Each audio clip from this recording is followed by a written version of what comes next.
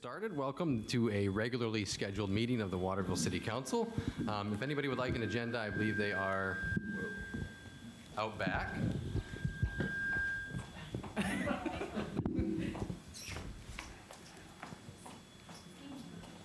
Before we get started, I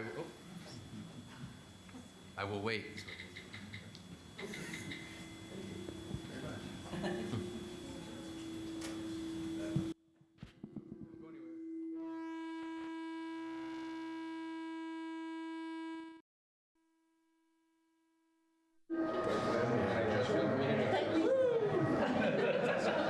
No pressure. Emergency broadcast.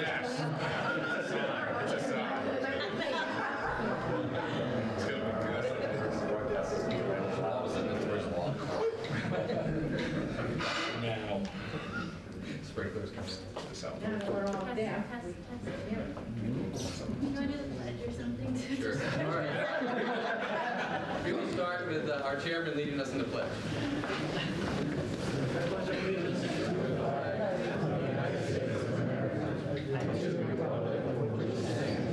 One nation, under God, indivisible, with liberty and justice for all.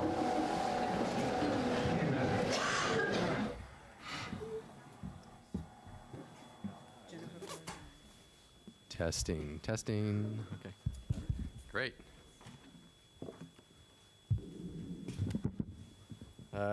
As we get started, first thing, I have a proclamation to read. Whereas martial arts provides a powerful foundation for emotional development and skills for success that lasts a lifetime, and whereas the participation in martial arts builds strength, character, focus, flexibility, and coordination while enhancing performance in other sports, in the workplace, at home, and in school. And whereas martial arts enhances self-esteem, goal-setting abilities, anger management, and the skills of nonviolent conflict resolution in people of all ages, helping them to become more productive and healthy people. And whereas the 39th Battle of Maine Martial Arts Championship will take place on March 23rd and will benefit the Northern Lights Eastern Maine Medical Center, our local Children's Miracle Network Hospital. Now, therefore, I, Nicholas Isgro, Mayor of Waterville, on behalf of the City Council and the residents of Waterville, do hereby proclaim March 23rd, 2019 as Martial Arts Day. Is there anybody here to accept this? I didn't think so, but I wanted to make sure. Next up, we'll have the disclosure of the conflict of interest. Is there anybody on the council who feels they have a conflict of interest with any of the votes they will take tonight? That being a no, we'll move on to the approval of the consent agenda. Could I get a motion for the approval of the consent agenda? So moved. Second. Any discussion? All in favor?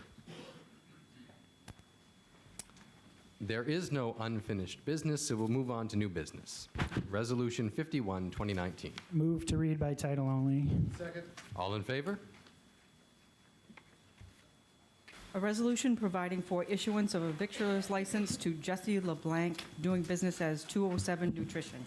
Move to adopt. Second. Is there any discussion? Is there anybody here from 207 Nutrition? Okay, all in favor? Next, Resolution 52, 2019. A resolution. Move to read by title only. Second. All in favor? A resolution providing for renewal of a special amusement license to Charles Jiggier, doing business as Silver Street Tavern. Move to adopt. Second. Is there any discussion? Charlie's not here. All in favor? Next is Resolution 53, 2019. A resolution providing for counselor update on council agenda. Be it resolved by the Waterville City Council, acting as municipal officers, as follows: that a counselor update item be added to all city council agendas going forward. Move to adopt. Second. Is there discussion or explanation? Thank you. Yeah, I want to explain this particular resolution about having a council update section on the agenda. Obviously, it's something we talked about as councilors. A few of us got together after the strategic planning meeting that we had and had this as a conversation, and we thought it would be prudent to have a section like community notes for city councils to bring up suggestions or rationale or anything that they want to talk about, but have it labeled under council update instead of community notes. We give free will for councils to address certain topics or things of interest or suggestions or grievance or whatever they want to use that to be. It doesn't necessarily mean that we'll use it every single meeting on the agenda, but it certainly is there for the taking for councils to take advantage of. And this is the reason why this resolution is on the agenda, and we're hoping that it's well received, and I think it would be beneficial to the city for all the city councils to be more inclusive and feel more comfortable to express themselves and give feedback back to the community. So just to be clear, this is so on agendas going forward, that will actually be its own item. Is that inaccurate? Correct. Okay, great. Any further discussion? Okay, all in favor? Next is Order 54, 2019. Move to read by title only. And second. All in favor? An order providing for approval of forfeiture. Move to adopt. Second. Is there any discussion? All in favor? Order 55, 2019. Move to read by title only. And second. All in favor? An order providing for approval of forfeiture. Move to adopt. Second. Any discussion? All in favor? We are on to Ordinance 56, 2019. An ordinance providing for adoption of a marijuana ordinance, be it enacted by the Waterville City Council acting as the municipal officers as follows, that the attached marijuana ordinance be adopted as prepared by the Marijuana Study Committee. Move to adopt. Second. And we will open for council comments or questions and discussion.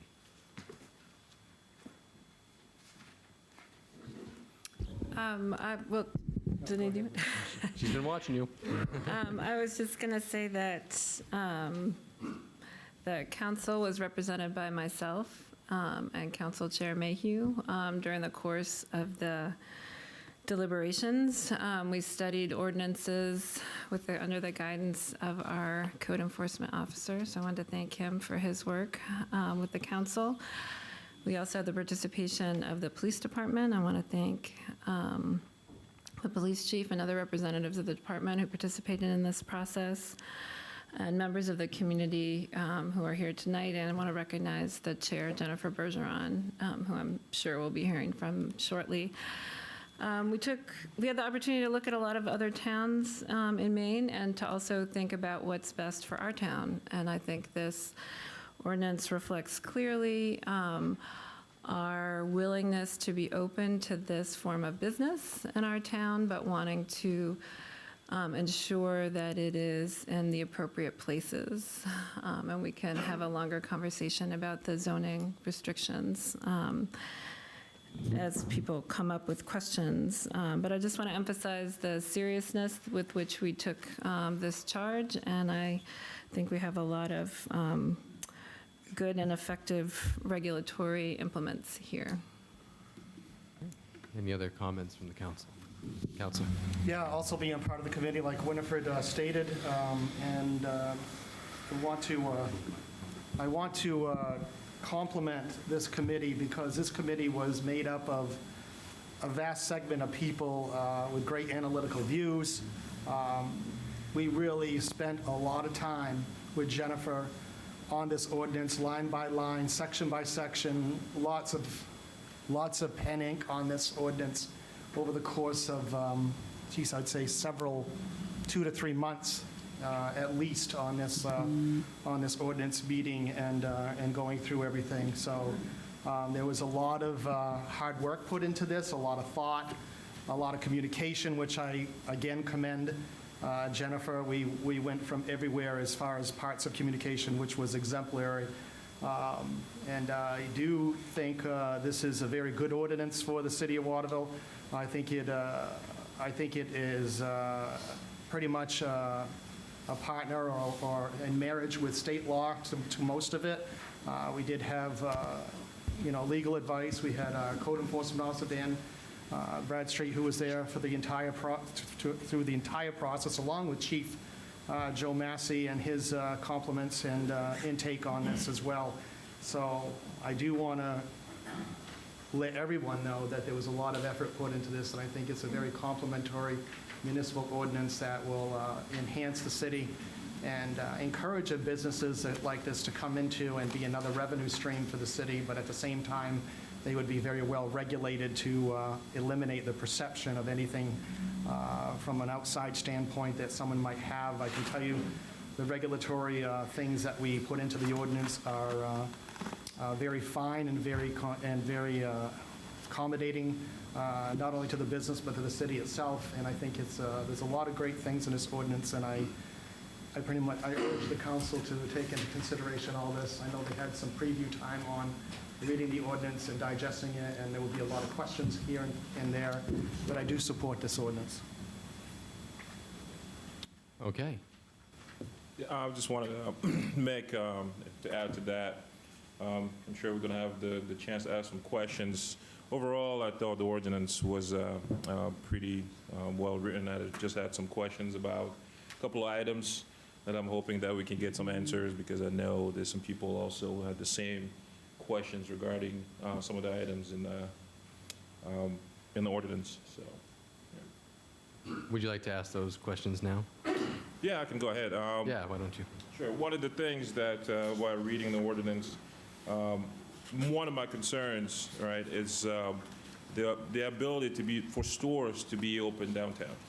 Because I believe the ordinance itself, my understanding was that I was told that the stores would not be allowed to be open downtown. And with everything happening downtown, we just had the Costingway Square redesign and all the Riverwalk happening, and there's going to be a convergence of a lot of the families and tourists coming downtown.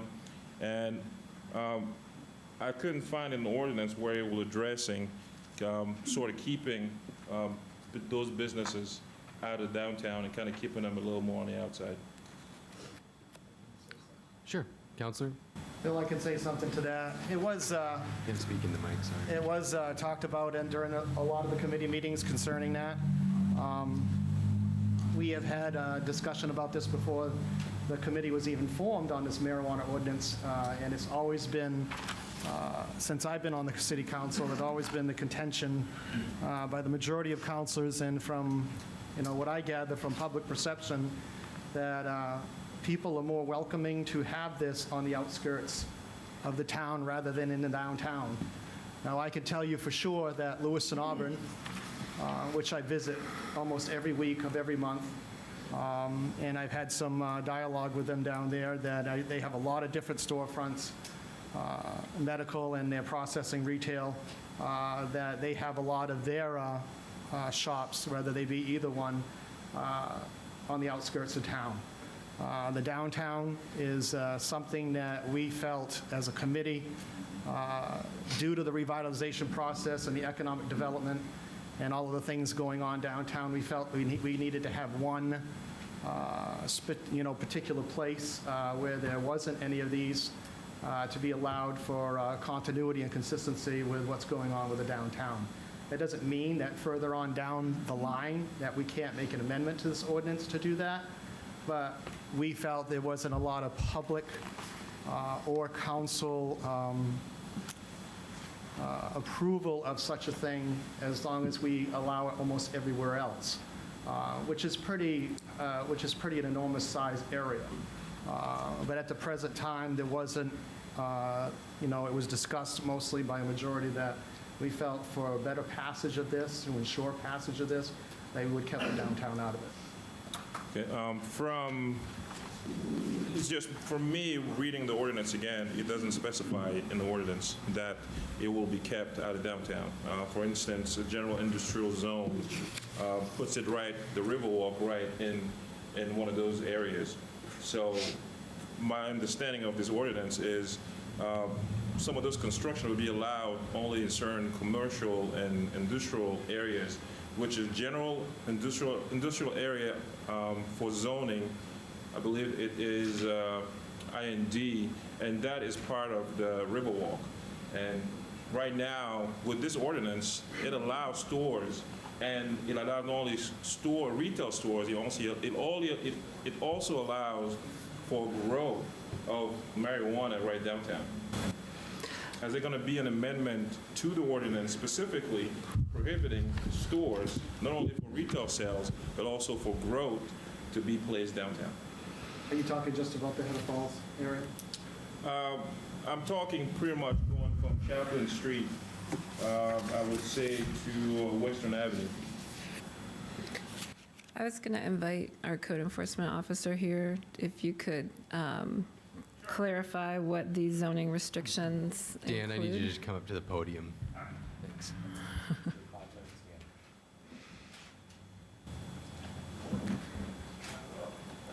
Oh,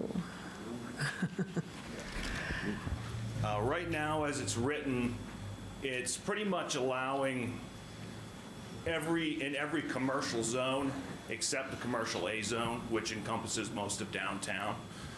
You are correct that there is a small area of the industrial zone. You can't really, is there any way to zoom? That where the Riverwalk is. That's probably, yeah. That's city-owned property. It's city-owned property, yeah. So I would assume we wouldn't be putting it on city-owned property. But does that answer that question? I mean, is this something that is actually certain that would not be used for marijuana businesses? I'm asking.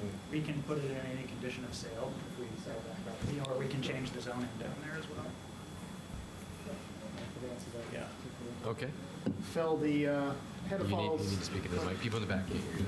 the Head of Falls area is pretty much under the study committee that we have as far as the Head of Falls redevelopment. So that would be under their governance to decide what would be go down and what wouldn't. So we feel like there's enough regulatory coverage there to make sure that we decide what action is going to go down there. I mean, there's a lot of parameters as to what we decide and who we look at for development down there, so that would pretty much cover that area. Doesn't mean that we couldn't People entertain can't that hear you, I'm idea. sorry. It doesn't mean that we couldn't entertain that idea, but that's pretty much what the thought process was.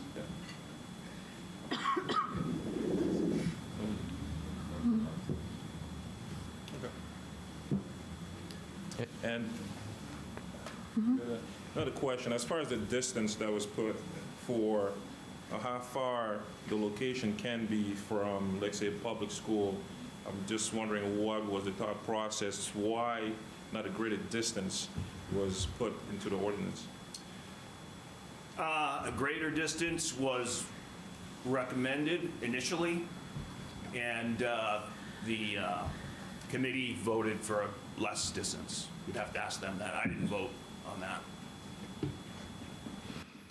One of the things that we found when we were looking at the distances from schools, when we were considering the sex offender registry restrictions, we found that if you put a distance greater than 750 feet or greater, you would effectively be limiting the entire city, and since for these establishments, and since the purpose was to permit and regulate these establishments, I think the logic was that that would have been counterproductive. If we wanted to ban it and make it not possible in the city, it would be better to just do that outright than set up a zoning situation that did not permit any establishments to be developed.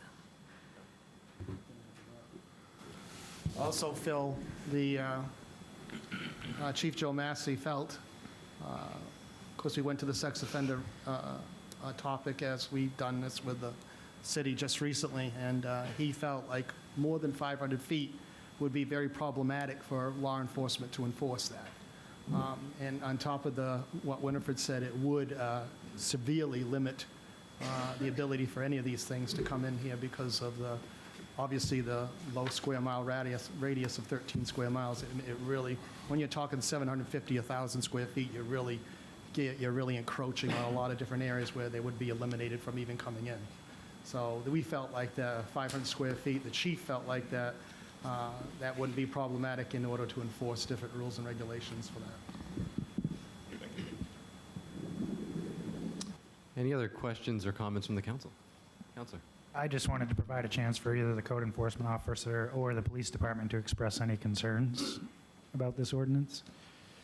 I think the ordinance as it's written is well-written. I know everybody put a lot of work into it. Unfortunately, Chief Massey couldn't be here tonight, but I think he's happy with the ordinance as written right now. If there were going to be any changes, I would certainly have comment on that. I'm happy.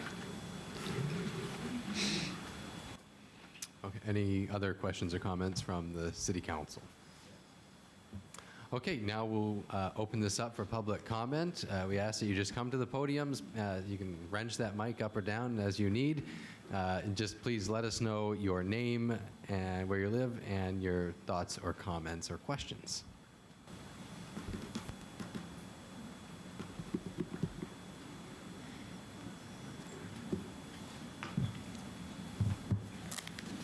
Hi, I'm Jennifer Bergeron. I live in Winslow, but I Mike told you. Sorry. That's all right. have an interest in this industry and in Waterville. And I was on the committee that put together this ordinance, and I'm in the odd position of arguing both for and against it. So I am absolutely for Waterville having an ordinance in support of this industry. But there were things that were voted on, and I'm only one vote, that I believe should be changed in this particular ordinance.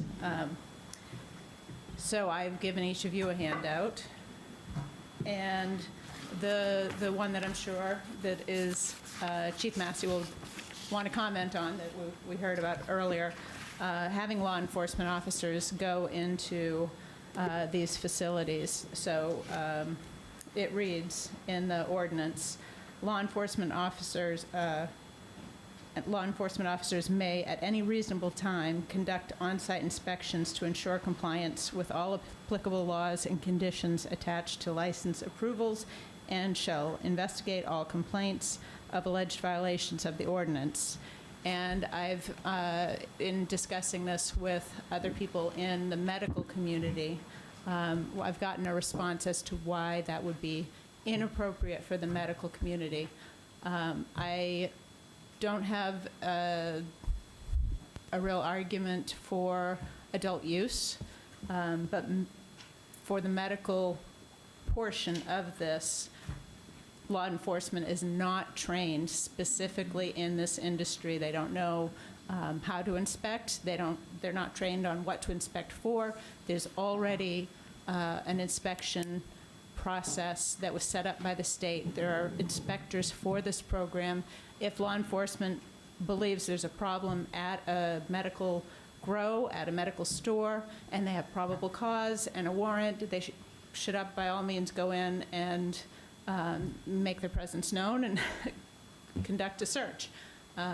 However, if that's not the case, having law enforcement go in, I believe, violates patient confidentiality. You could have a patient, if you have a medical storefront, there could be a patient in there.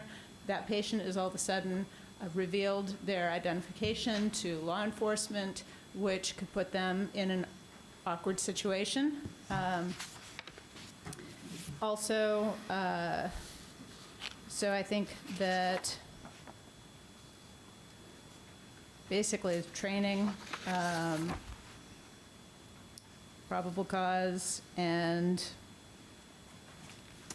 that I don't know that they know the laws. It's hard for those of us who are on the committee to know the laws. It's hard for the people who are, if you call DHHS, it's hard for them to know the laws. You know, you get a different answer every time you call and whoever you speak to. So I think for sure, if you have the police in there, it sort of is treating this industry as though you're a bunch of criminals, you should be watched.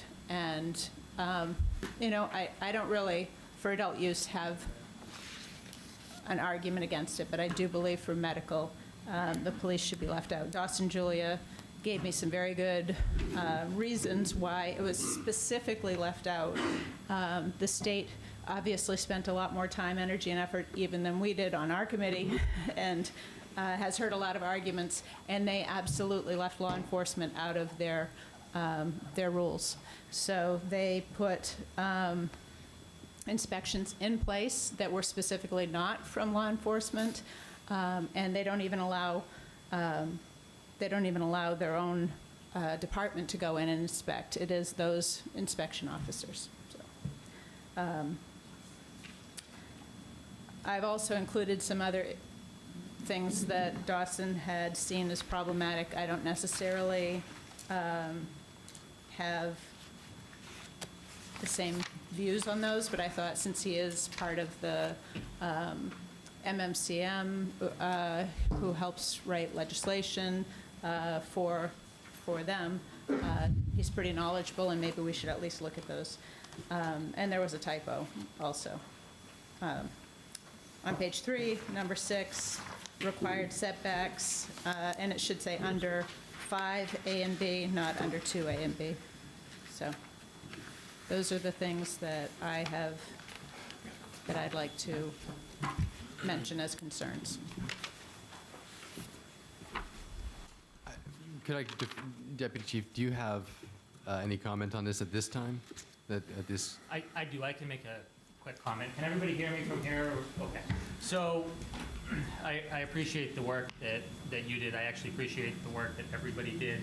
I was not on this committee, and I know that it was a lot of work, and I do feel a little bit bad coming in here tonight and speaking like I know what I'm talking about when I wasn't on the committee. However, I'm going to do just that.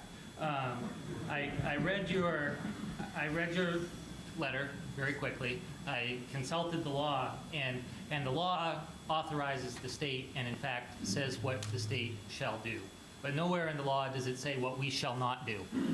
So it doesn't say we shall not create this ordinance. And so I still think that the ordinance is well written. And to give you an example, the state has liquor inspectors. Not enough, and I suspect they have not enough marijuana inspectors.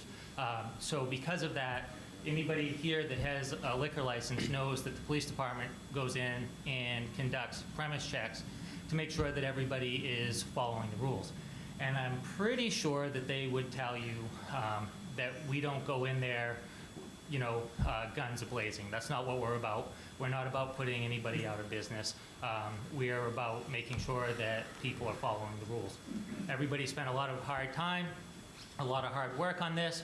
We do it for alcohol. We do it for tobacco. And what I see here, again, authorizes the state to do stuff, but it does not say that the municipality shall not do things. And just to be clear, because this is my own personal clarification, currently you have a similar ability to do so with liquor, and this is similar to what you're already doing with liquor licensing. That's right. We go in and we conduct premise checks on licensed establishments.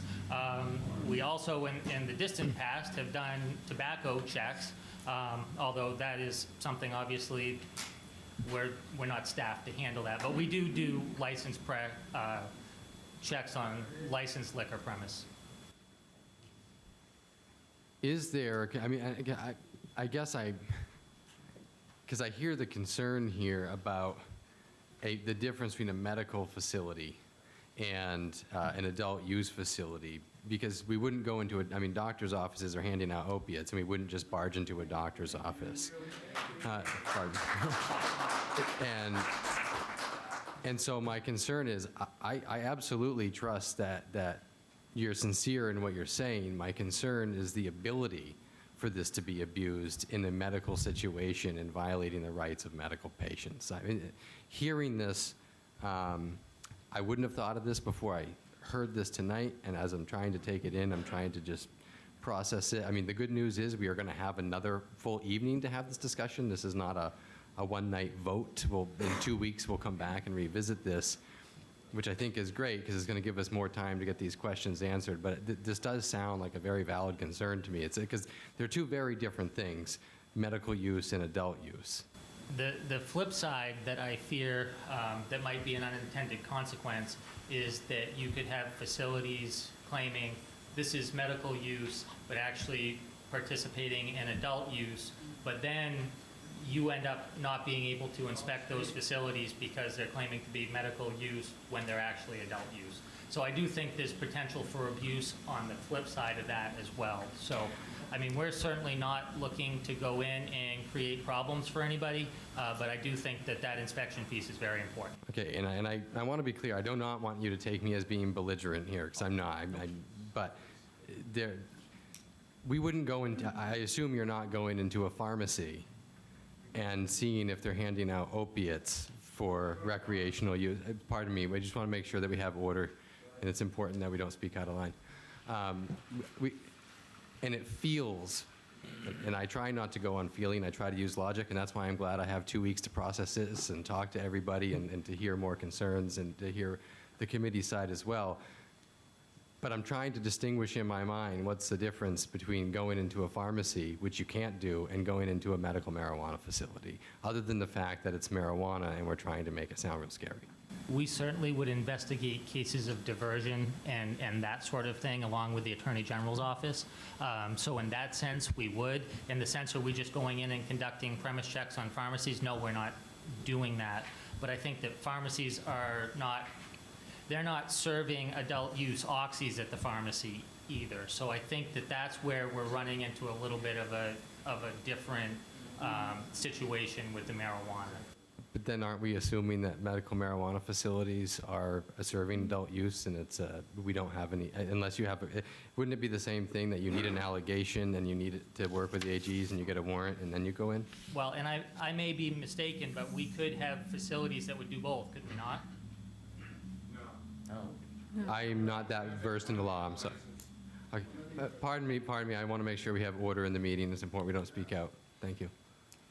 Yeah, I'd like to address some of what was Please. stated. So, one, the difference between a bar and marijuana is you don't have a medical bar. So you don't have the option of saying, well, I'm going to go into the medical bar and inspect them versus an adult use bar. There's only a bar. So with marijuana, there is a separation of medical and adult use. And the same as with a pharmacy, there is a process where if you believe and have gotten reports that something is amiss, you can say, you know what, I'm going to call the inspector and I want them to do an inspection, because at this point, the inspectors can go in unannounced. You know, if you have a concern, they're going to show up and they can get into that facility. So I think that that's addressed. It's addressed in the law that exists. Jennifer, have these medical facilities have been operating in Waterville for a while now, right? Have they been subject to these sorts of searches? Not from law enforcement. So the only thing that's different is that now towns can opt in or opt out. Well, I guess they automatically opt out if they don't opt in. So now you can write an ordinance. And so it is my view that you can't change these laws that exist for medical. But I guess the viewpoint and the argument on writing this ordinance was that we could. So Chief Massey was very concerned and wanted that paragraph put in. We had stricken it originally. It was put back in. I voted against it. Other people voted to put it back in because they wanted this ordinance to come here. This is the proper place to hear this portion. So I'm giving my opinion of, I don't think that for medical that we should be putting law enforcement in it. It has been operating all this time, and to my knowledge, without issue. You know, I myself have had an inspector called and go through my facility. Found it super helpful. I didn't think I would. I did not believe I wanted that at all, because it's very nerve-wracking. You know, you have to realize people in the medical community are operating at a disadvantage. You don't necessarily have really clear, defined rules. So it's been extremely difficult to walk that tightrope of, well, am I following the rules or am I not? So to have them come in and say, hey, you know, you need a lock here or whatever, it was really great. But it's not law enforcement. They don't come in with a gun on their hips. So it's a different situation than having somebody coming in and and where, you know, you can be thrown in jail if you make a mistake. That's the fear, I think, that a lot of people in the medical community have, because it's federally, you know, not allowed. Right. I think we'll go Sid. Being on the committee, I was one of the people that voted to keep this paragraph in, along with the rest of the committee. Police Chief Joe Massey had very grave concerns about not keeping it in, based on the contention. And then, like I said, we didn't feel, nor did he give us any feeling, that the Waterville Police Department would be on a vendetta on medical marijuana facilities to go in and just pop in randomly. As you know, like has been stated from the chief over here, that there are not enough state regulators to encompass the entire state, and they really lean on local law enforcement for these types of things.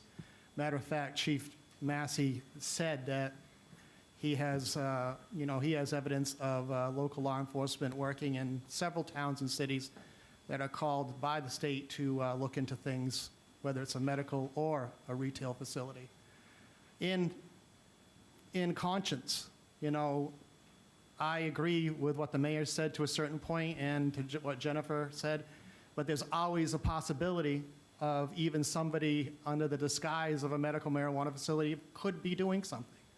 The medical advocates that are on this committee all voted in favor of keeping this clause in to allow law enforcement to do this, besides Jennifer. But there were medical advocates on the committee, and they voted in favor of doing the same thing. And they even said in the committee that if it was their establishment, they would want police to have access to keep everything up to par as far as, and they didn't see any reason why it shouldn't be in there. But those are some of the concerns that the police chief had. And again, I don't think everybody has a different public perception about the marijuana facilities, whether it be medical or whether it be retail. I think the medical is very much enclaved in the state process right now. I think it's an accepted dynamic in the medical community. I think it does a lot of good for a lot of patients in need, and I'm a big advocate of that.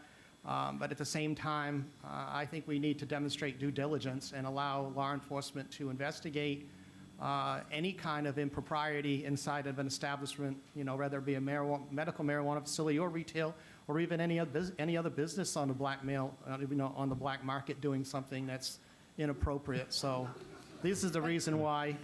That's making an assumption. Yeah, it's not an assumption. It's only if they are acting on, whatever information that they have that they deem that is liable for them to investigate something. I mean, it's just. And again, I don't have any problem with everybody's perception. Everybody has a different perception, but at the same time, I think it's critical that we have some kind of clause in here that allows our municipal law enforcement officers to do their jobs. And this will be my last comment, and I promise after this I'm just going to wait the 2 weeks and talk to everybody and have this. But I do think it's important. I want to make sure everybody knows I'm very grateful to the committee for this. I'm not second-guessing anybody's motives on either side of this. This is a debate. This is why we have these public conversations. I think listening to you right now, my concern is like, well, if somebody thinks it's something nefarious going on there, then we need to be able to go in.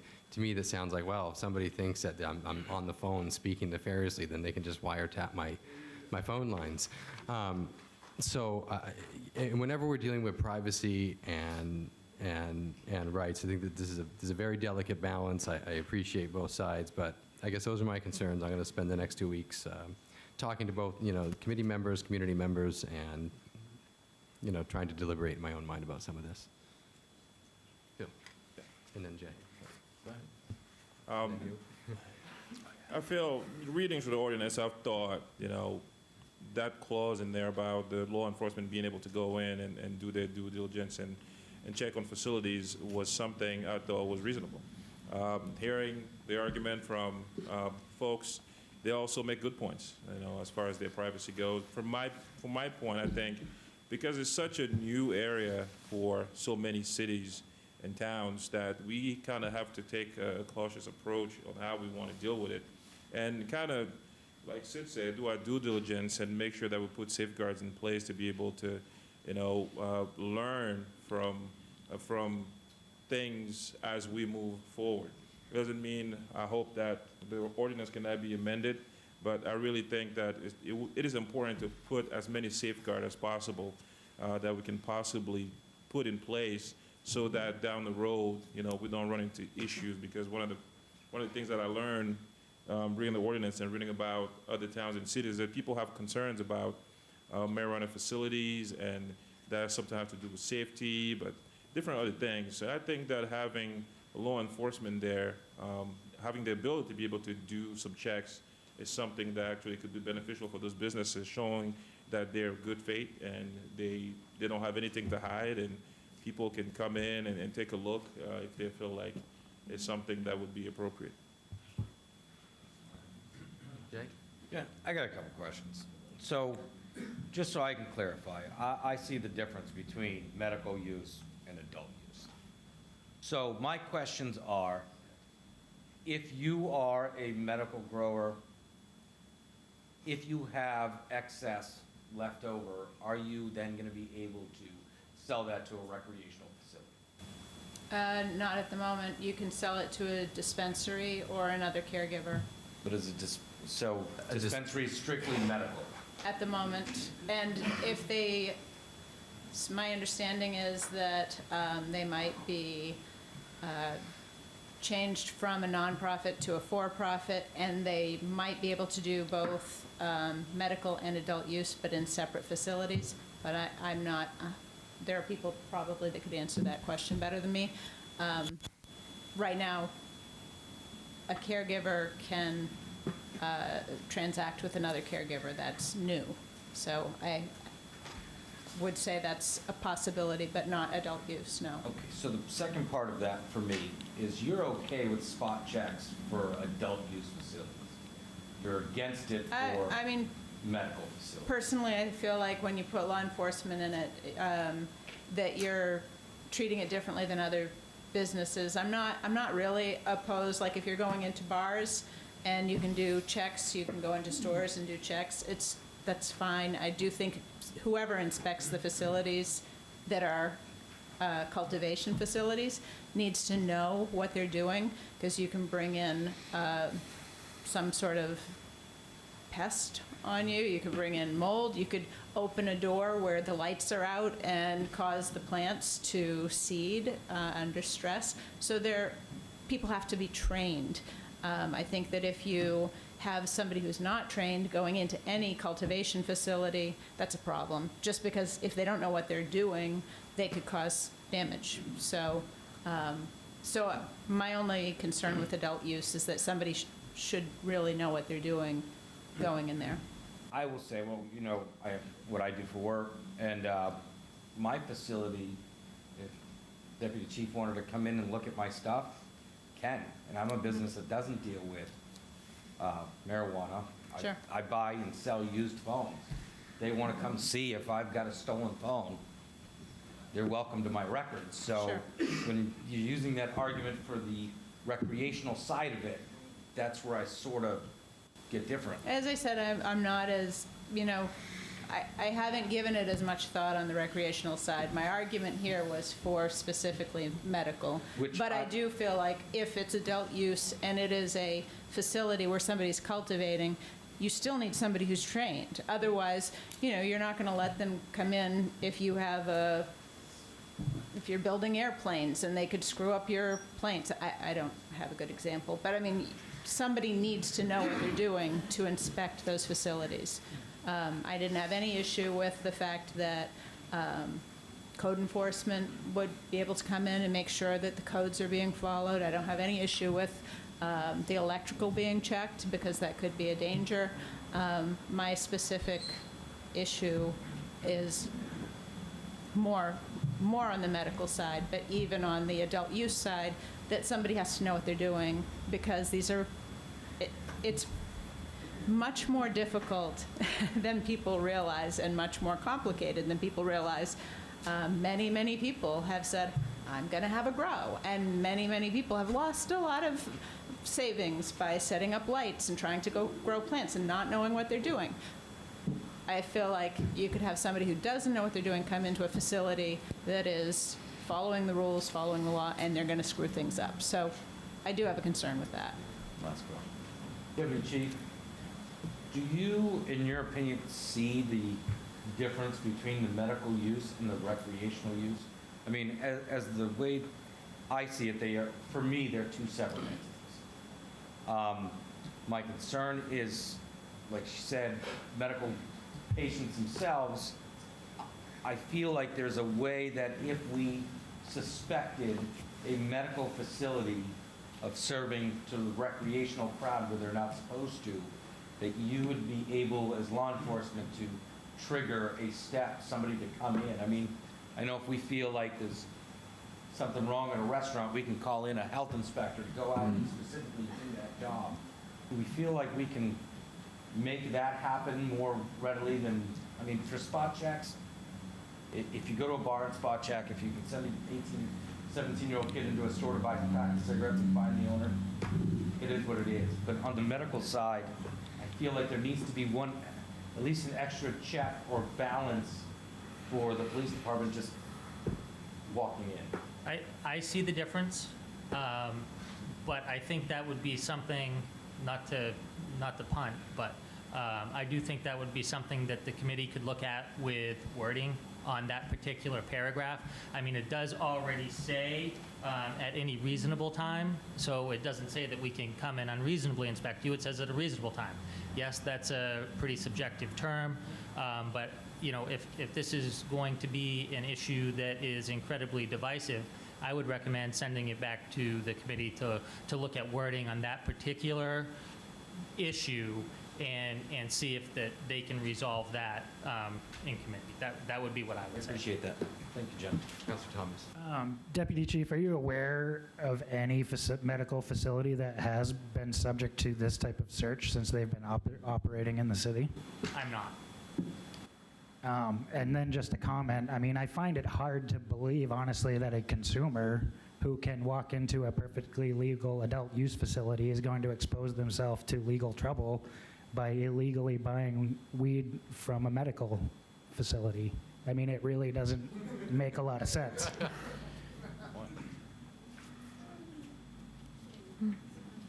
I just wanted to, I was also on the committee. Yeah, come on right up, Tom. Thank you. Yeah. So, if anyone doesn't know who I am, I actually was on the side of keeping this in, as I think, as Sydney pointed out, most of us were. But actually, my phone started blowing up after.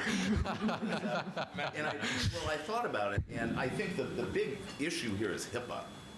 And I mean, that's where, you know, we can't waive that as a municipality.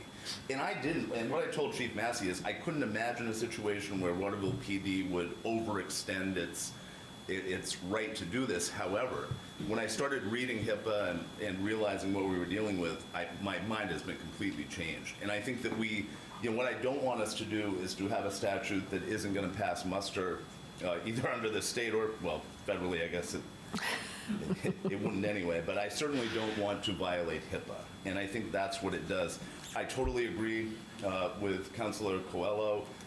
It is different. Adult use is different from medical, and I have no problem with allowing the police to come in because it is just like a bar. It's like a bar, a tobacco store, a liquor store, where the police should have that ability. But I think that we really do have to perhaps get the committee back together and just address that one paragraph. So, Do you think that's possible before the next council meeting? Right, but I would like, I mean, I think in respect of the committee and their work they've done, I think they should come up with a recommendation of whether they want to change the language in this paragraph. But I also don't want to drag this out, so if we can do it before the next council meeting. Just want to make one point, what Police Chief Joe Massey said at the committee meeting regarding medical marijuana when we came up and it was deliberated. Dan, as our code enforcement officer, can go into either facility and he can spot check things or go on a tip or whatever. But what Police Chief Joe Massey said, he's not an enforcer of criminal law. He can only report back to the police exactly what he sees. If he went into any kind of facility and he spotted something that wasn't on the up and up, and he went to the Waterville Police, and of course the facility was aware that Dan had been there, what the police chief had said, which I think there's some credence to this, is that it would allow the gap between the reporting from Dan to them. Time is of the essence, as you can think of anything. If the police had tips, or they had information, they had enough, a good informant or whatever you want to call it, and they had a tip that there was something nefarious going on, even in a medical marijuana facility, they would be able to go in there and process and seize evidence versus the time allocated that's lost in between that and the reporting to the police department, and that would be lost. Correct me if I'm wrong, Chief, on that. No, I think you're absolutely correct. Okay, I just wanted to make that point. I mean, warrant, that's what warrants. That's what warrants are for. It doesn't take a long time to get a warrant, you know, if that is the situation. No, I just wanted to make his point known, that's all. Councilor Tate, did you want to comment? I do think this merits going back to the committee. If I recall correctly, the discussion in the committee was focused on kind of establishments more broadly, and the distinction between medical marijuana and adult use was not elaborated in the way that it has been tonight, and which I think has been very useful for drawing out the specificities here. So that's would be my recommendation at this time. And I also just want to point out that there's been a lot of comparison to adult use medical marijuana establishments to a bar, and that is incorrect. That consumption of these products will remain illegal on site. So I think the comparison with a liquor store is much more apt.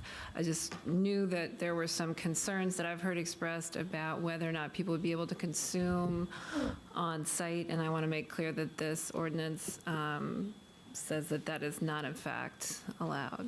So to keep the process moving, we certainly could take a vote on this tonight.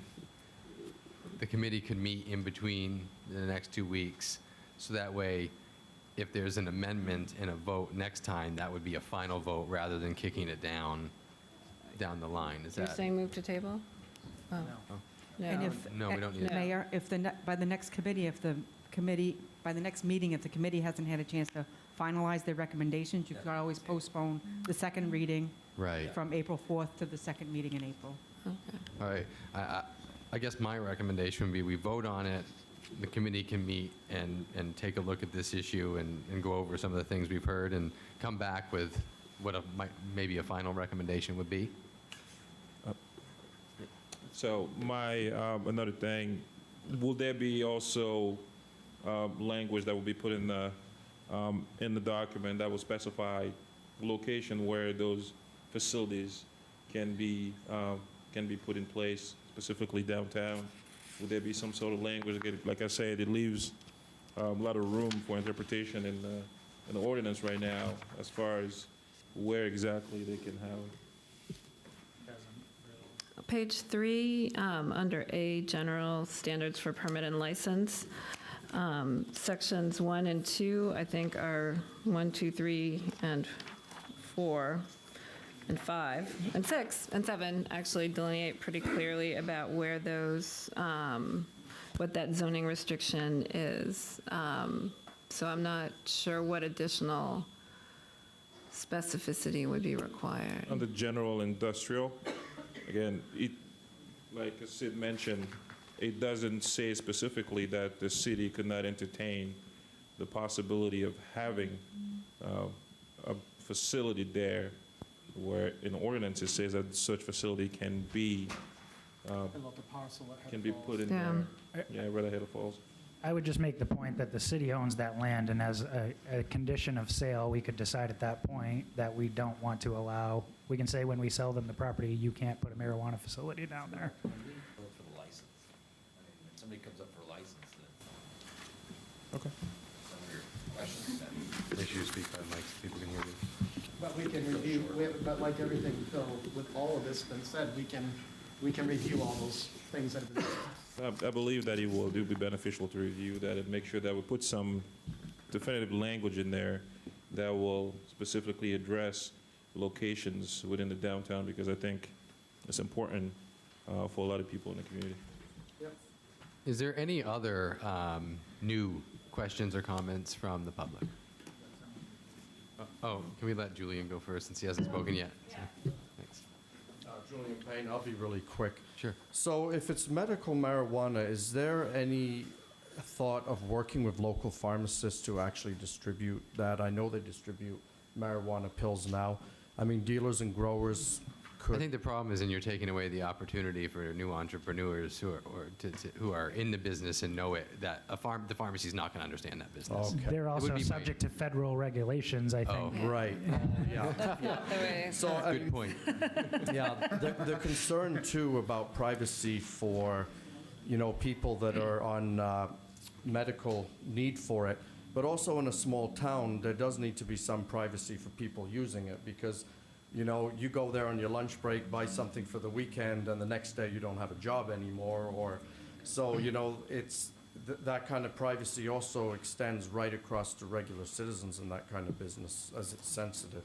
But I don't really understand where to put it and how is so touchy when you can go to Hannaford and buy a bottle of whiskey, jump right in your car after drinking it and kill a few people on the road. So, thank you. So I just, I don't attend an awful lot of these meetings. I just want to make sure if we're bringing it back up again at another meeting, there will be open discussion again. Absolutely. Okay. Yeah, So, for sure. thank Can I you. ask a clarifying question as well? So if we take a vote tonight and then amend in a later date, does that mean we have to vote a third time, or was that? Okay. No, you'll just pass the amendment and move as amended. Thank you. Yep. Any other questions or comments? Okay. Oh. Welcome, sir. My name's Daniel Hall. I own Green Thumb Organics here in Waterville. I'm a medical facility, strictly medical. I'm pretty uncomfortable with the thought of police just randomly coming in or spot checking. I'm curious what kind of compliance they're checking for. Like, what are they going to come in and look for? Are they going to weigh up my marijuana? Are they going to check my edibles? What kind of compliance are they going to be trained to come in and check on me? And like somebody else mentioned, I've got a lot of people that come into my store that see me that are pretty professional people, and if somebody like you guys found out they came to me, they'd probably lose their job, and that's their medicine because they don't want to take opiates. I have a lot of people that come from the methadone clinic to my store because I have a lot of things that can help them. I've helped a lot of people get off drugs, whether y'all want to believe it or not. Marijuana is a really helpful thing, and to have cops come in, that would deter a lot of people knowing that the cops could find out they're there.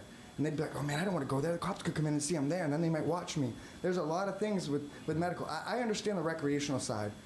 That I can understand. I've been to Mass. I've seen the rec stores. I've seen how they work down there. I can okay with that. But medical, you got to give people privacy somewhere. You can't just keep evading everybody and just because you're worried and you're worried, you're worried. It's no different than a pharmacist at Walgreens a couple years ago. They were giving out Oxycontin to people, and they didn't even have a pharmacy license. It's no different. You're going to have stuff like that happen no matter where you're at. But you have to trust the people that are doing it because we're doing it for the right reasons. I used to do it illegally. I did. But I learned that I was helping a lot of people, and it made me want to do it the right way. Pay my taxes, do it right, and help everybody that I can. And for the cops to want to just come in, no. We need our privacy. We should be allowed privacy just like anybody else should. That's all I got to say. Thank you, sir, for your comment. Any other questions or comments before we take a vote? Okay, all in favor of passing? All opposed? Thank you. Right. Next is Resolution 57, 2019. Move to read by title only. All in favor? A resolution providing for amendment to the canvass of the votes for the November 6, 2018 municipal election. Move to adopt. Could you say that louder, please? Second. Okay. Council discussion on this. Counselor? Mike, there was some discussion about delaying the actual implementation of the ordinance. Is that something we're going to take up at another time, or is that just an administrative matter?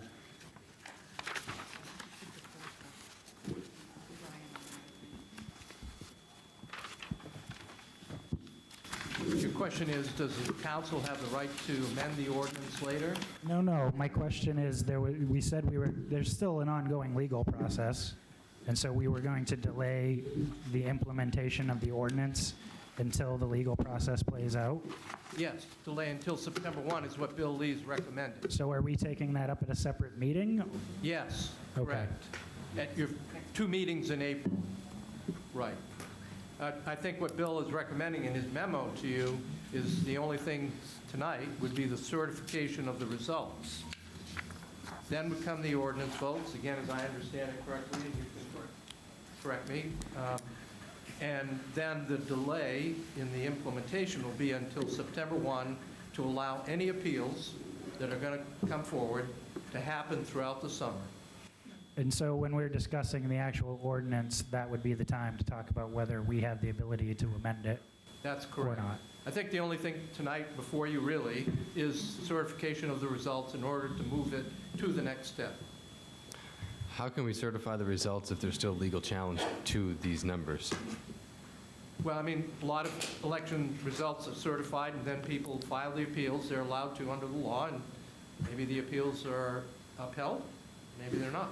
Could I ask a point of clarification? Has the appeal been filed as legally required? There has been an appeal filed with the voter registration board.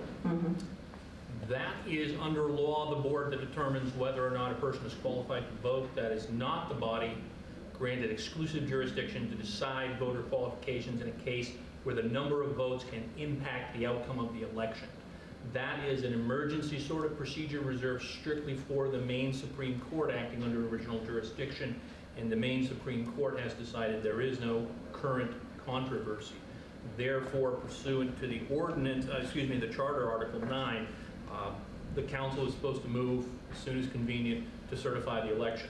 That does not mean the other alternate appeals to the Voter Appeals Board, potentially to the Superior Court under ADB, and then back to the law court again, if that makes any sense, cannot go forward. At worst, if that appeal is successful, the ordinance would become a nullity. But that's a worst case scenario. There's nothing stopping you here tonight from certifying that election.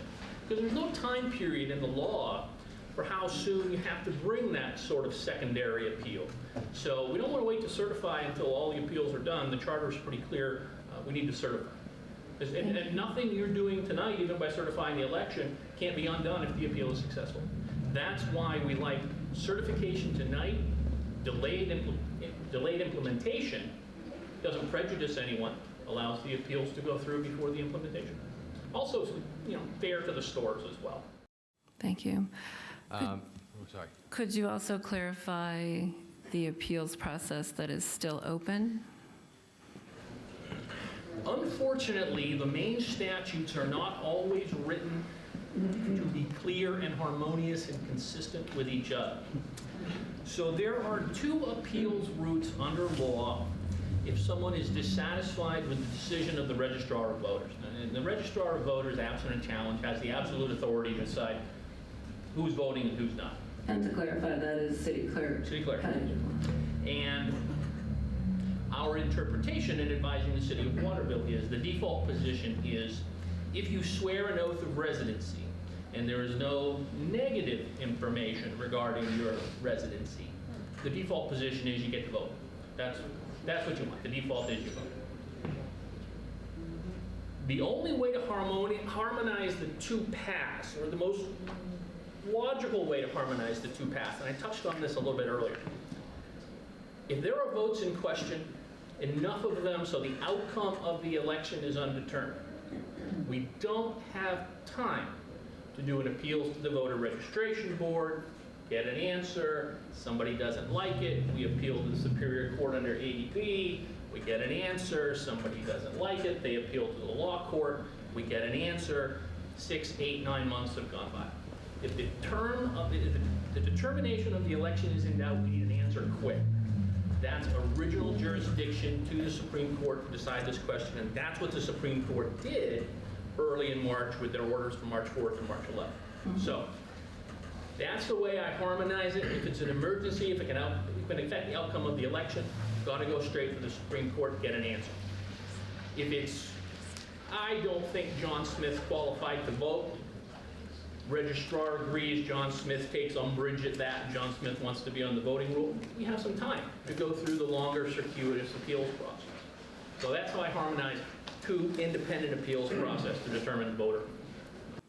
So the appeal process at this point is challenging directly the work that Patty has done to certify these voters. To the Voter Registration Appeals Board for Waterville. Yep. And do the voters need to be present at the hearing during this challenge?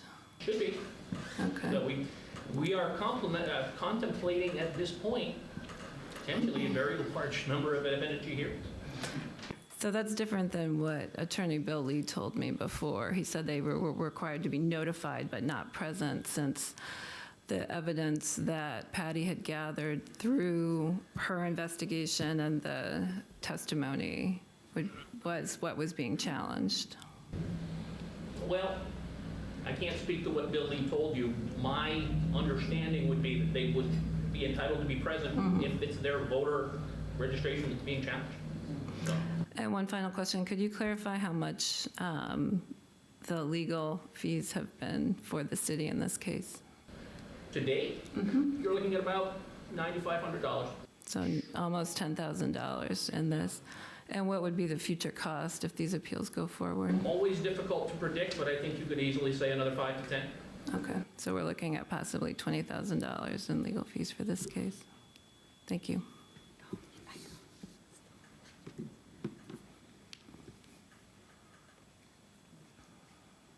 Counselor? Did you not certify these results, or did you, like, skip these? What? Like, this is part of November's. So we certified them. There was a challenge that went to, so there were, that created essentially conditional ballots. Those were then taken out, and we certified it without the challenged ballots. Those have now been sent back, added back to the total. Somebody correct me if I'm wrong. And so now we are amending that number to include what had been excluded when they were certified. Yes.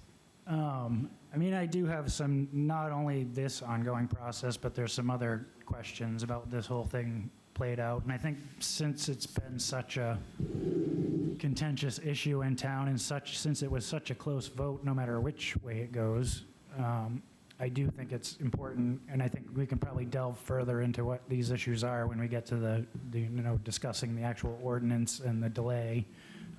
There is some question about what's our ability to amend an ordinance that was approved by the voters. Could we make changes either? I mean, you could discuss it forever, and then I have some questions, honestly, about the wording of the question on the ballot that I would like to have clarified. And so I think those are issues that we will have a chance to address. I'm in favor of moving this forward. I don't think certifying the results tonight locks us into anything in particular. There's still the legal process that will play out, and then we can talk about the other issues, later on when we have our next meeting where this will appear. So that's just where I stand at the moment. Right. I mean, I could be wrong, but it's my understanding that even if this moves forward, should the council decide to amend the ordinance, they would have the ability to do so. Like if they were to decide to go to a fee for a bag and have that fee go to pay for trash cleanup, let's just say, for example, that's a process that the council still has jurisdiction to go through, regardless of doing this tonight. Yes. Is that correct? Yep. Thank you. Okay. Any questions or comments from the public?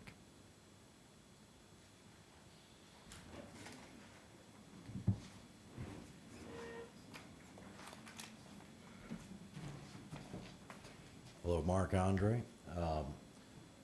Briefly, I didn't catch your name. I didn't throw it. Would you like it? Please. Brian Ward. Mr. Ward, thank you. Mr. Ward, do you have the court order in front of you that you referenced? Page 5 states that given voter qualifications are subject to the registrar's exclusive determination, and in light of the established appeals process that culminates with any consideration of voter qualifications by the Supreme Judicial Court, but instead with the appeal to the law court, further process is necessary. We have identified Can I ask a several point of order issues. question? You may. Mark, are you a resident of Waterville?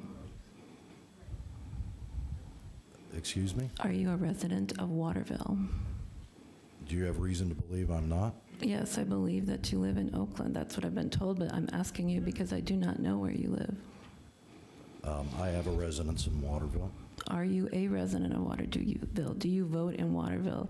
Do you have legal standing to comment on this case? Because I have been told by the city attorney that you do not have any legal standing to comment on this case. I'm assisting the challengers in presenting the case. I'm not representing myself as an attorney, no. Mark, what is your residence in Waterville? What is the address? 229 County. Okay. Is that... Oh, I was just... My mailing address is in Oakland. I haven't changed that yet. Okay, thank you for the clarification. Thank you. Did you read that section? And it goes on to say we have identified several issues that require resolution before we could exercise our jurisdiction. Specifically, it is not clear to us that the individuals who originally challenged the qualifications of the voters on Election Day continue to pursue their challenges. One of the reasons for that is we were never notified by the city of the right to appeal, which is why the appeal isn't coming till now. The court was relatively silent as to what occurs if we did continue that challenge, is it not? No, I don't believe that. The court was very clear in this order. In other words, I understand. You had a number of days to respond, and the challengers did not. Well, to be clear, the response in itself would have been a $25,000 legal bill on our behalf, and we were priced out, in effect. I can't speak to that. The law I know you can't. their expectation that if you wanted to challenge this under original jurisdiction, you had to do it within a given period of time. Actually, we are currently working with the attorneys to question the court as to those regards. But I understand your concern as well. It is an ambiguity. They seem to lay out a process in this order that followed from the 161-4 hearings to the Voter Appeals Board, to the ADB Law Court, to the Law Court.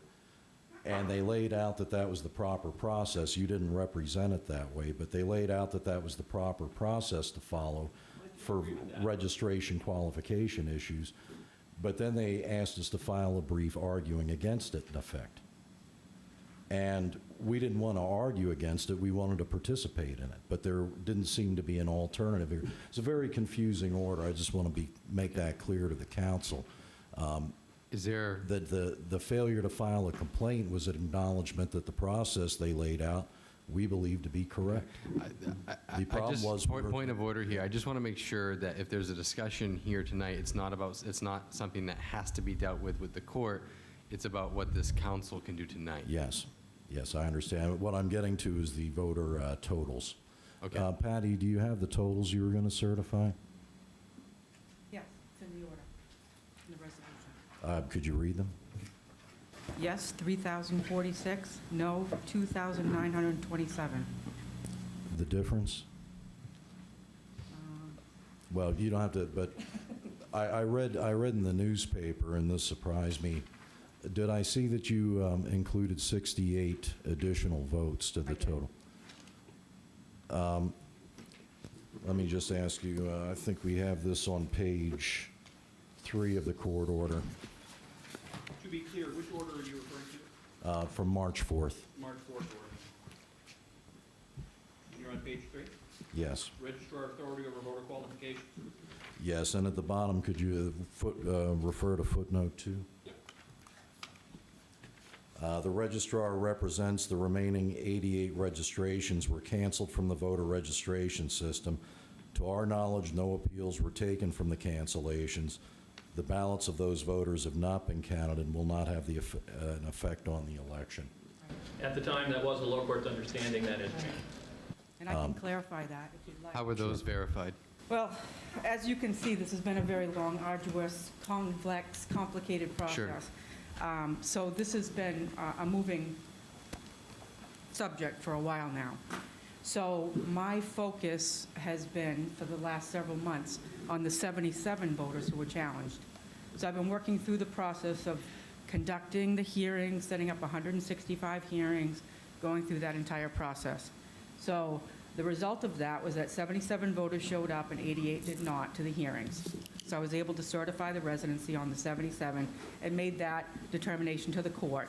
And I was actually, in the process of working with Bill, now I have to look at these, what do I do? And he says, well, I think you can just cancel them and let's finalize it for the court. And I said, fine.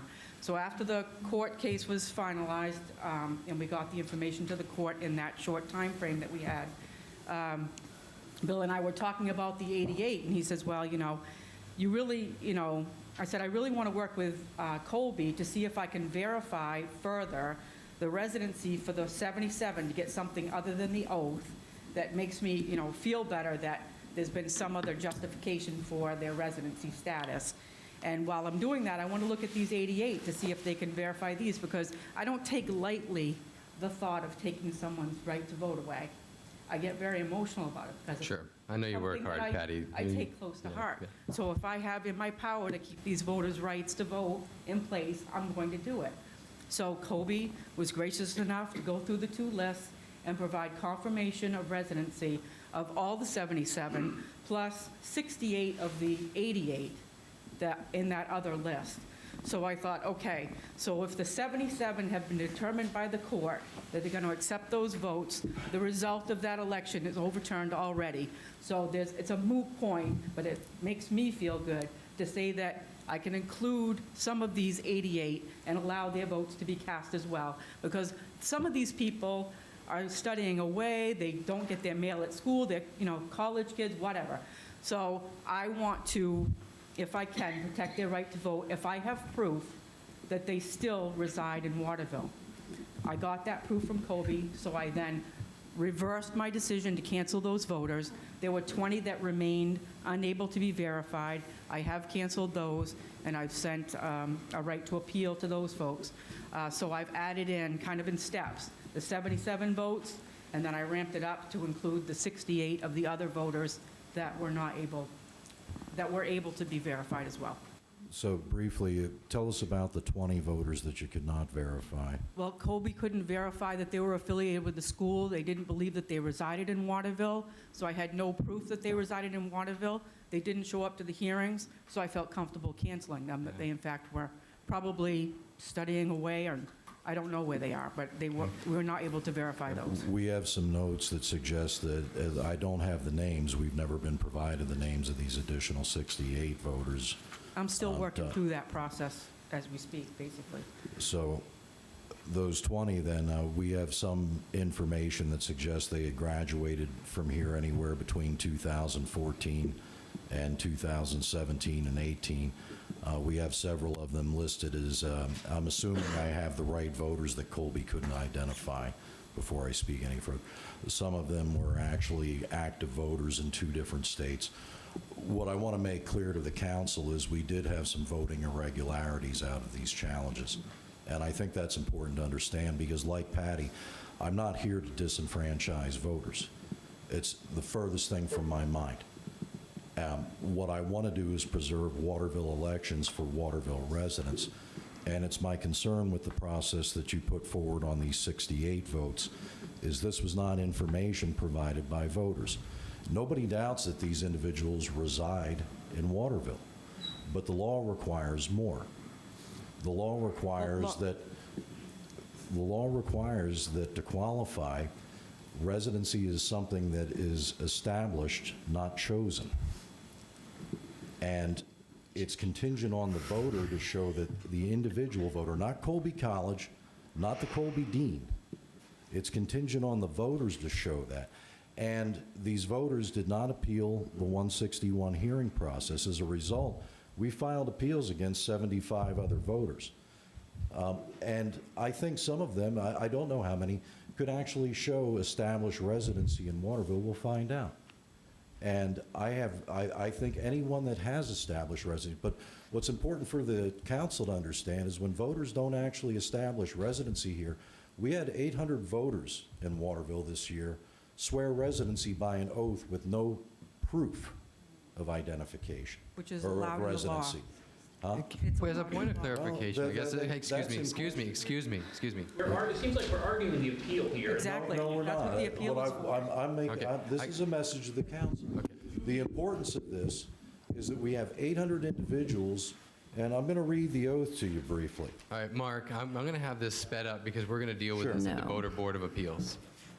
Mark. One sentence. No, Mark, one sentence, and then we'll wrap it up. I swear or affirm that I am a resident of the above-named municipality, that I am eligible to vote in the jurisdiction, and that I deny all claims and privileges for residents in any other community in or out of the state of Maine. That's the residents sworn by those 800 voters. Waterville is entitled to vehicle registration fees if they own a car in Maine, driver's licenses. You're being Are required by law to you're be being 30 deprived days. of hundreds of thousands of dollars of revenue. And why that doesn't upset the city council is beyond me. Did you vote in this election? What's that? Did you vote, right, for this election? In Waterville. In Waterville. Did you Waterville. vote? In Oakland. Okay. Thank you. Yeah, I'm still curious as to why you have a voice in Waterville. There's a no length of residency requirement in Maine, and I'm eligible to walk in and swear that oath and declare He's residency recently today based on the Least current a law. residence in Waterville. Well, it is what it is. That's the law. We don't, If you don't have to be like it, you registered to should vote be to in speak at the city favor of council. why we're appealing. But we're going to, Mark, listen, I'm going to call order here. We're going to move on. This will go to the Board of Appeals. I would like to, Excuse me, I want to, and I will get right to you, Counselor. Mark, I'm going to ask you to return, Mark, I'm And I going to ask you understand. to be respectful of the meeting and return to your seat. We'll deal with this at a later time. I appreciate it. I'm going to let Mr. Ward get a final word here, and then we will go to Mr. Payne with a question. Excuse me, we will go to defer to Winifred Tate, and then to Mr. oh, no, I wanted to hear the, Distill this question for the councilors. I would ask the registrar if you have determined to your satisfaction being vested with the exclusive power to determine a person's qualifications to vote in that municipality, that in your opinion, 77 plus 68 are qualified to vote. It is.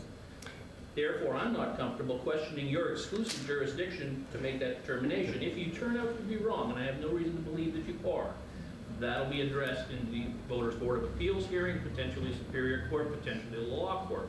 But for now, to me, you are vested with exclusive authority, and I accept that. So with respect. So, no, excuse me, no, Mr. Payne. I'll be very quick. I just wanted to thank Winifred Tate for her concern about taxpayers' money with this trial. But $15,000 really for voting issues, it's worth it. I don't think there's any taxpayers that wouldn't mind paying that to see. Have faith in the process. And, you know, there's obviously teething problems with the wards moving, Ward 3, Ward 6. This is just part of normal teething problems. Votes are very important. 1 or 2 votes could determine hundreds, millions of dollars on a bond or a big issue with Waterville. And the cleaner the process, the more integrity Colby has as well. And I think that's a good thing.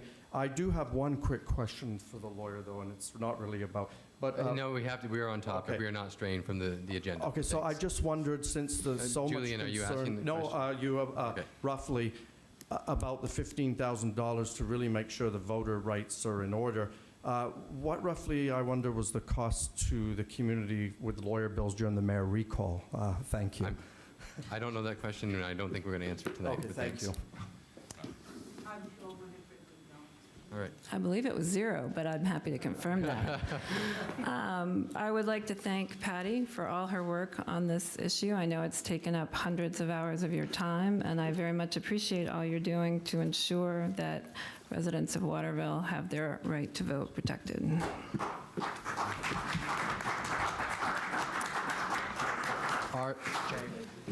Are there any other questions or comments before we move to a vote? On that, we'll move to a vote. All in favor?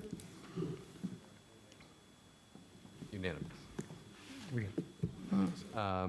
Yes. I would make a motion to waive cloture to take up Resolution 58, 2019. Second. All in favor? A resolution providing for issuance of parking permits. Be it resolved by the Waterville City Council, acting as municipal officers, that the city manager, in cooperation with the chief of police, is authorized to issue temporary parking permits to Yard Goods Center that would allow customers attending knitting classes during the hours below to park longer than the 2-hour limit. Said permits will expire on June 1st. Wednesday morning, 10 a.m. to 12:45. Wednesday afternoon, 2 p.m. to 4:45. Friday morning, 9:30 a.m. to 12:15. Friday afternoon, 12:30 p.m. to 3:45. Move to adopt. Second.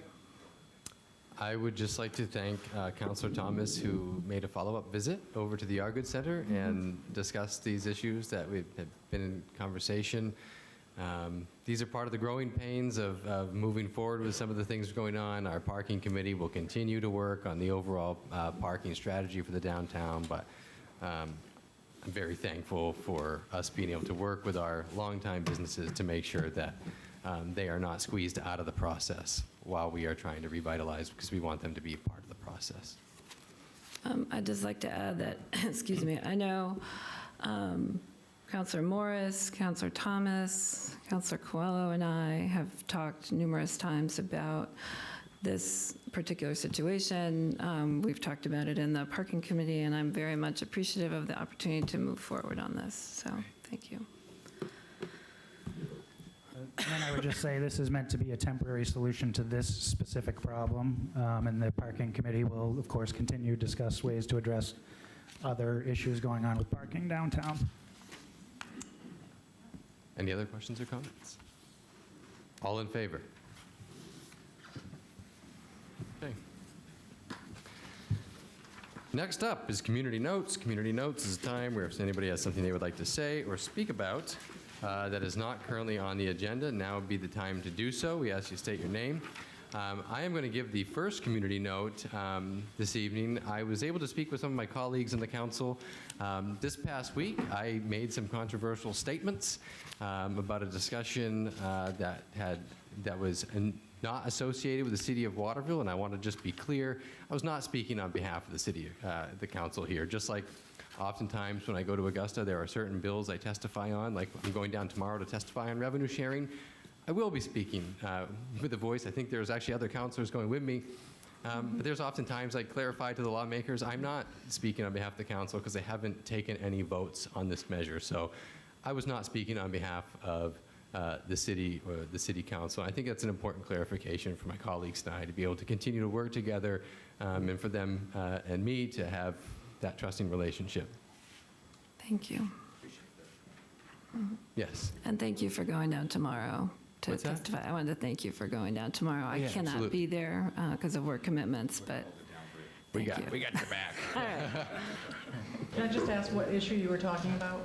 Yes, I'm specifically speaking about the issue of illegal immigration and concerns about infectious disease. And I will move to, is there any counselors that have a community note? Mr. McAdoo. Good evening. My name is Scott McAdoo, Water resident, and I'm basically here tonight just to give you a thing of the KMD trails. We have, if you don't know, June 1st is National Trails Day, and we are right now in the process, this is early stages of planning a kind of a community cleanup of the Oxbow Trail. Which one is that, Scott? That is the one actually off Cool Street. You know where I think it's a Lutheran. Yeah, behind the Lutheran Church. The trail is actually, you get their parking lot, like a grass area at the entrance. We actually have a nice little sign that was made that says trail. It was forgotten for a while, but we've actually kind of coming back to reclaim it. So like I said, June 1st, we're planning on having like a community cleanup, everybody come down as part of National Trails Day. Also, we have a few big announcements, which I kind of got to work out. That is actually stuff we've been doing, and also a big announcement for the city. So like I said, we just have to hash out a few things. I got to kind of write the details and get the info. So hopefully next meeting or sometimes in April, I'll be back with a kind of big announcement for the city and correspond with everything that's been going on. Wonderful. Does the Kennebec Trails, do you have a public Facebook page or anything like that? Yes, we do. And hang on, I'm not sure if it's My family are big users of all the trails more, and I know there's probably a lot of people in the city who would like to participate in that, so I think getting the word out makes sense. So if we could get that, and also, what's that? Well, that's what I was just going to say. If you could get the information to Sarah Bowen in our office as well, we'd like to get that on the, I think we get that on the city Okay, yeah, Facebook and I can page. mention here, anybody who wants it, it is www.kmtrails.com is the one Okay. that's actually up now, and we've actually been working trying to revamp it and Sure. redesign it. Could you get just the information on that cleanup day over to the to our executive assistant, and we get that on the Facebook page? Yeah, definitely. Once we just have to go over a few things, kind of once I confirm, I can definitely do that. And great. I will, like I said, I'll get the information to Sarah too, to link to the page. Thank you.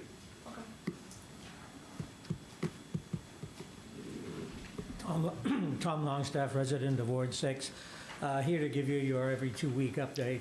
I'm happy to say that now the bill that would approve the designation of the I-95 bridge over out of Main Street as the Wade Slack Memorial Bridge has passed unanimously in both the House and the Senate, and last Friday the governor signed it into law.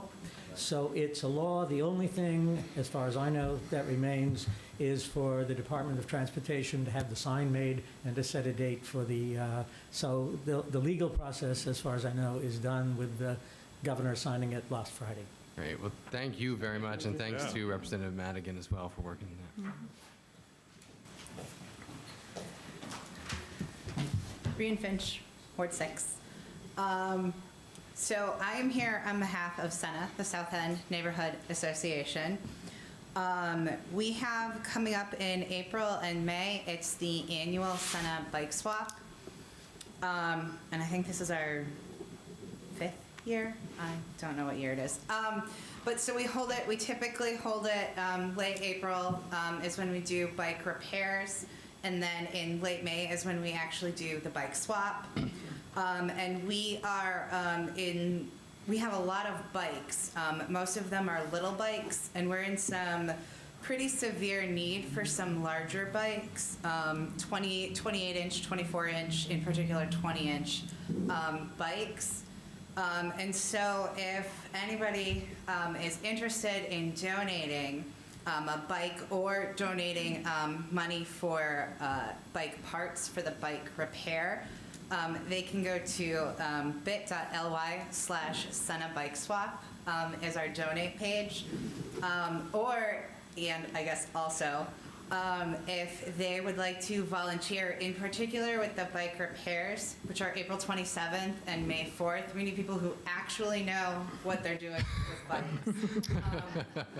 We love it that people want to come and help, and like I am actually one of the people who can't come and help because I don't know how to, I can tell you that's a tire. That's about it. We do have a volunteer form. It's for all of SENA, but that's at bit.ly/Senna volunteer. And again, the bike repairs are April 27th and May 4th. The swap itself is May 18th. And if you want to, instead of just donating financially through the SENA Bike Swap link, if you would like to purchase a brand new bike, you can, go on whatever bike store you want to buy your bike at.